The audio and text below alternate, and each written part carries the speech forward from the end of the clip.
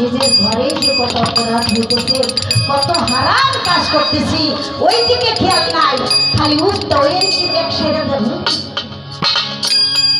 ঘরের মধ্যে হালাল হারাম বুঝলাম না, আর একদিকে খালি আবাদতের উপর নির্ভর করে আমি একবারে খোদাকে খুশি করে মানব। খোদাই যে না করছে, যখন তোমার স্ত্রী ঋতুমতী হয় এই 7 দিনে কোনো পুরুষ যেন তার বাসর যাপন না করে, যদি করে তাহলে সেটা জিনা সমতুল্য পাপ।